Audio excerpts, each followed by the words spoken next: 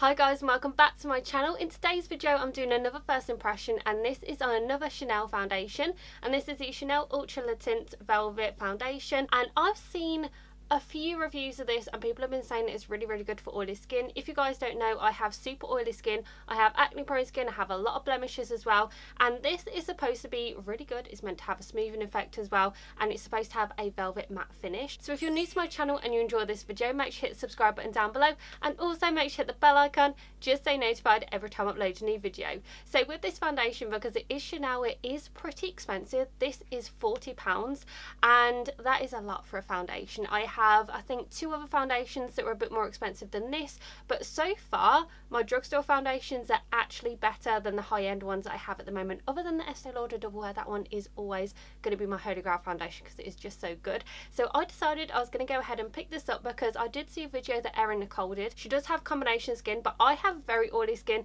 and the fact that this says it has a matte effect is something that really drew me to it. It also contains SPF 15, and the shade that I have is BD31 because this one is the shade that I am in the other Chanel foundation, and it matches me pretty much perfectly. And this one does have a warm undertone, so they do have cool, neutral and warm undertones on their website, and they do have 15 shades available. They start from B10 all the way to BD121, which is pretty deep. Now I do like that with some Chanel foundations they do have a lot of shades, because sometimes they only have about 5 to 7 shades. With the Chanel CC cream, I absolutely love that. It is so good. However, they don't have many shades, so this one I feel like is pretty good because they have branched out a little bit more. They could still add in some more shades. It also contains 30 milliliters or 1 fluid ounce, and the bottle is so tiny. This is how small the bottle is, and I'll show you another bottle that has exactly the same amount of foundation. So this is a L'Oreal True Match, and the difference between the two is a lot. This one is so good for travel. It looks like it's going to fit in your makeup bag and not take up much space, so I think that is a really good thing.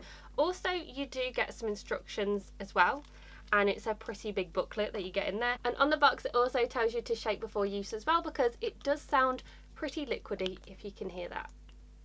Very liquidy, so we will need to shake it before we use it. So on the website it says that it's a long wear foundation that naturally smooths and evens out the complexion. It has a blurring effect which erases all imperfections and ensures makeup with a matte velvet finish. It's ultra light, ultra matte, ultra natural. It instantly becomes one with the skin for a flawless complexion all day. The soft emulsion adapts to normal and combination skin for an impeccable result. So I'm not too sure how this is going to go on my very oily skin, because it does say that it's more for combination, but usually if something is matte then it tends to stay put pretty much all down my skin anyway. In perfect affinity with the skin, the complex maintains hold and radiance all day long. The blurring effect powders diminish surface irregularities and instantly smooth the appearance of pores. The unique combination of two semi-sheer hemispherical powders in the perfect light control complex evens out dark spots and reduces redness without a hint of thickness. So as you guys can see, I do have a lot of redness on my skin at the moment because my skin is breaking out quite a lot. So we'll see if it covers up the blemishes, if it covers up the redness as well. So we're going to go ahead and zoom in and test this out and see how it goes on my skin. So we're all zoomed in and ready to apply the foundation. This is what my skin looks like naturally. All I have is my normal skincare, and then I've also primed my skin using the Collection Primed and Ready Mattifying Pore Minimizing Primer, and this stuff I love. I use it all the time with all of my foundations, so I know exactly how it goes. As you can see, I do have a lot of redness, a lot of blemishes. My skin is breaking out a hell of a lot, so we'll see if this foundation actually manages to cover up. It doesn't say the coverage of the foundation. I'm assuming it's probably going to be like a light medium buildable foundation, but we're going to go ahead and see how the foundation actually goes on my skin. So the bottle again is really small, and I feel like it's going to be pretty good for travel, and all you have to do is just twist the lid and then it comes out in this little dropper here. So I'm hoping that the shade is the same as my other Chanel foundation because it does match me perfectly. As you can see, I do self-tan my body, but I don't self-tan my neck, so the foundation is going to be matching my neck instead of my face. It's just because I have super sensitive skin, so there's no point of me actually self-tanning my face. I usually just use a foundation that matches it, and it tends to work out really well because my skin gets very irritated. So I'm just going to put a drop on my hand.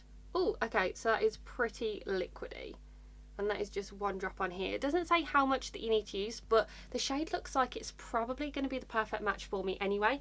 I did forget to shake it up, so I'm just going to shake it. Sounds like there's like a ball in it as well. And now that I've shaken it up, it's not as liquidy as it was before. So what I'm going to do is do one side of my face, and we're going to blend it out and see how the coverage is and see if it looks any different to the other side of my face. So I'm going to use my fingers first of all, because that's what it recommends. So I am getting some coverage from my fingers, but I just don't really like it. So I'm going to go ahead and use my makeup sponge and just blend it out. It also doesn't say how much to use as well, so I've pretty much just done like 1 or 2 drops.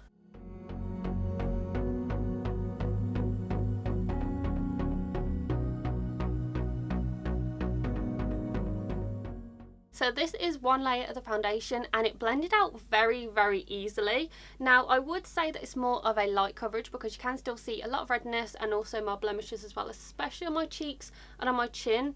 So it does look like it's a light coverage, but what I'm going to do is build it up anyway. It is looking pretty matte as well.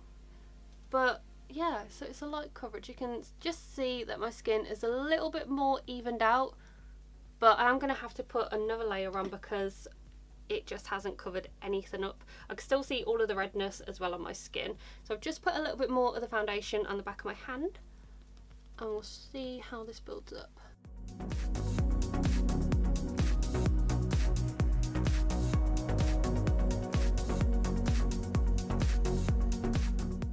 So that second layer actually built up very, very easily as well. There is quite a lot of difference between each side. This side just looks a lot more blurred out. So I do think it is correct when I say that it does blur out the pores. And I can still see my blemishes as well. They are pretty red, so it doesn't cover up redness as much as I thought it would, but it just looks so much more evened out. So this has nothing on this side. You can see the redness around my nose, and then this side, it has evened it out. It's just that my blemishes are still looking red. So I feel like it is a light medium coverage. What I'm going to do is use a little bit more of the foundation, and I'm just going to see if it builds up on my blemishes. But so far it's not looking cakey at all.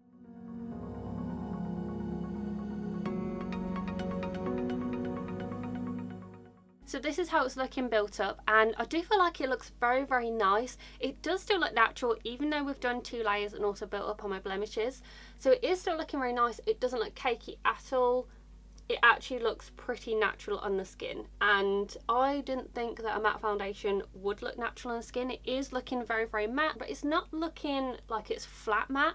It's just looking pretty nice. So as you can see, I do have a lot of pores, a lot of blemishes, and then on this side it just looks like it's evened it out. So my pores are less visible on this side to this side, and it just looks so nice. So I'm going to go ahead and do the other side of my face, come back and show you what it looks like. So I've finished off the other side of my face, and this is what the foundation's looking like. I feel like it looks so beautiful on the skin. It looks very natural for a matte foundation. It has a light medium coverage. It can be built up to medium as well, and I do feel like it looks so beautiful. So I'm very, very impressed with it. It doesn't look cakey at all. Blends very easily. It's very smoothing as well on the skin. I would say that if you do have blemishes, it's probably not the best foundation for you to wear without a concealer underneath or over the top. I would say you would still need to conceal, because as you can see, I do still have my blemishes peeking through here and also on my chin. So I'm going to go ahead, do the rest of my makeup, and then come back and show you what it looks like. So I've just finished off my makeup, and this is what it looks like, and it looks absolutely beautiful on the skin. I haven't seen a foundation that's looked this beautiful in such a long time. It looks very natural, but it still looks like medium coverage, and it's covered up all my blemishes, all my redness. I do still have my blemishes peeking through a little bit, but it just looks so nice. The rest of my products just glided on so easily. My cream bronzer, my powder products, my concealer, everything blended out really nicely as well, and I feel like it just looks so nice on the skin. Like I said, it's not cakey. It blended out so easily when I applied it as well, and I feel like you don't need to use a lot of the foundation to get like a light medium coverage. After I tested it out with not using my fingers, I noticed that I didn't really need a lot of it, and usually when you do half a face and first impression, you do tend to use a little bit more of the foundation than you would if you were just to put it all over the skin. But so far I am really, really liking this foundation, and I think it looks so beautiful. The foundation is matte on the skin, but it's not like a flat matte. It looks like it is still nice on the skin. Like I said, still looks natural, and with it being velvet matte, I feel like that is the perfect name for it, because it just looks so nice. It hasn't dried down to the point where it looks cakey, it looks fake, it looks like a mask. It's just really, really pretty. I really like the blurring effect of it as well, because it doesn't look like my skin has any pores. it just looks like it's perfect, and I'm so happy with the way that it looks. So it isn't full coverage, like I said, it is like a light medium coverage, and at the moment I can see that it is medium coverage, and it's looking nice on my blemishes, and even though they're not fully covered up, it is still looking pretty nice. So it's now 12 in the afternoon, so I'm going to have the foundation on all day. I'll give you a check-in as well in the middle of the day in natural lighting, so you can see what it looks like in natural lighting, and you can see the colour and how it looks without all of these filming lights. So I'll be back in a few hours to give you a little update, then I'll be back at the end of the day to give you my final review and let you know how it's gone throughout the rest of the day. So I am in natural lighting, and this is what it looks like. So I am in my car at the moment, as you can see, and this is what it's looking like at 6 hour mark. So it is looking pretty good.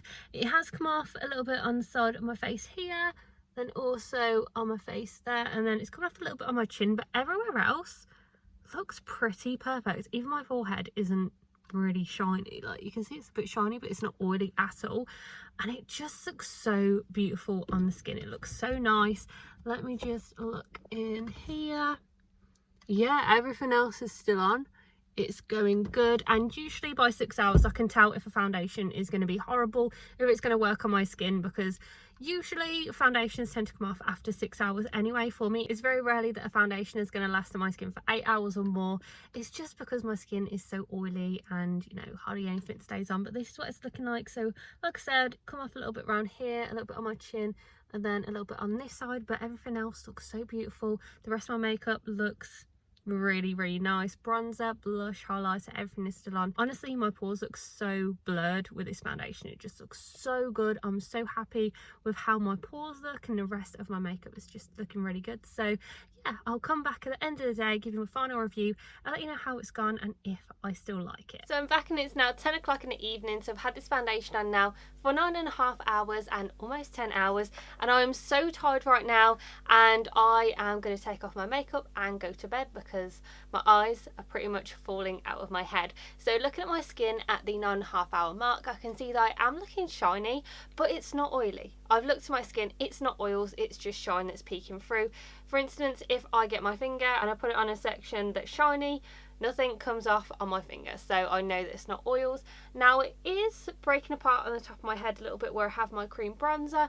It's also come off on the sides of my face. It's breaking apart on my chin, but it was doing that at the 6 hour mark anyway, and then also on the sides of my nose and also on the tip as well. So as you can see around here, these are where my glasses are. I wear glasses almost all day anyway, for reading, for watching TV, for driving, so the majority of the time I do wear glasses anyway, and every foundation tends to come off around here. I haven't actually managed to find a foundation that doesn't come off on these areas, so it's just something that I have to deal with. And then also, like I said, on the sides of my nose it is also coming off, but this is where I'm super oily. My forehead, the sides of my nose and my chin are the places where I am the oiliest person ever. So to be honest, I haven't powdered at all today. I haven't blotted, and I usually do powder and blot during the day when I do get super oily, so it's not actually looking that bad. Also, something that I forgot to mention earlier on is that it feels so lightweight on the skin. It doesn't feel like you're wearing anything.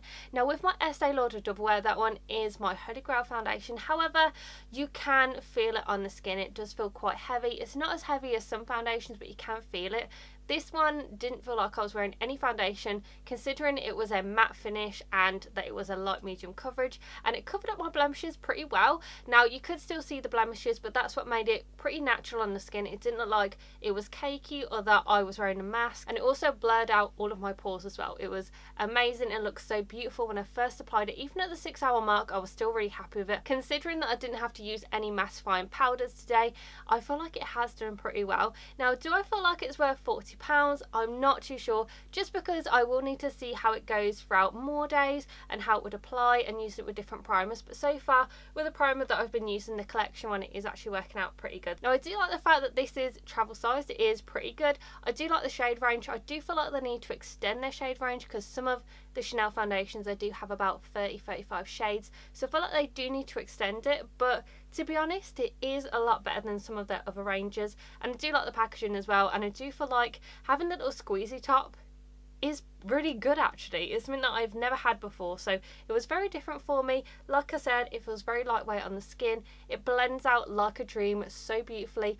I wouldn't say to use your fingers. Now, some people do like using their fingers, but for me, I didn't like it because I wanted a little bit more of a fuller coverage, just because I do have a lot of blemishes. My blemishes were covered up nicely, but it still, like I said, looked very natural on the skin. So I am actually still liking it. I'm pleasantly surprised because it did say it was only for normal to combination skin, and I have super oily skin, and we will have to see how it goes on the blemishes if it does break me out. But I haven't felt itchy or irritated during the day. Like I said, it's feeling like I haven't worn anything on the skin. Some people have said that it's been really good for their blemishes as well, so hopefully it is a product that isn't going to be breaking me out. And with the shade match, I felt like it matched me pretty well as well. So at the moment I am pretty dark with my self tan, and in all these filming lights it is looking a little bit lighter, just because obviously it does have SPF 15 in there. I even asked Neil what he thought of my skin, and he said that it looked really nice, and it was just like, should the foundation not look nice? And I was like, no, I just want your opinion on it, to tell me what you think it looks like. I didn't even tell him that I was trying out a new foundation, but even he said that my skin looked really nice as well, which is really good because he would tell me if it looks horrible. So after wearing this foundation all day, I do actually really like it, and I'm going to be testing out a little bit more. It is one of my favourite foundations that I've been testing out recently, so I am really happy with the way that it feels, the way that it looks on the skin as well, and how it's lasted throughout all these hours as well. I would say if you do have normal skin, it might be a little bit drying for you, just because it is pretty matte. If you do have combination skin, or if you have oily skin, I feel like it would be a really good thing for you. So like I said, I will be testing it out a little bit more to see how it goes, and we'll keep you updated to let you know if it is going to be a new holy grail of mine, or if it's something that just doesn't work out for my skin. But so far, I actually think this is probably the best Chanel foundation that I've tried, and I've tried quite a few. I don't know if it's better than my CC cream at the moment. However, it is pretty good and is very, very close to it. So I hope that you enjoyed this video. If you've tried out this foundation, just comment down below to let me know if you liked it or if you didn't. Also, if there are any other Chanel products that you want me to test out, just let me know as well. And make sure that you give this video a very big thumbs up and subscribe to my channel. And I'll see you in my next video, guys. Bye!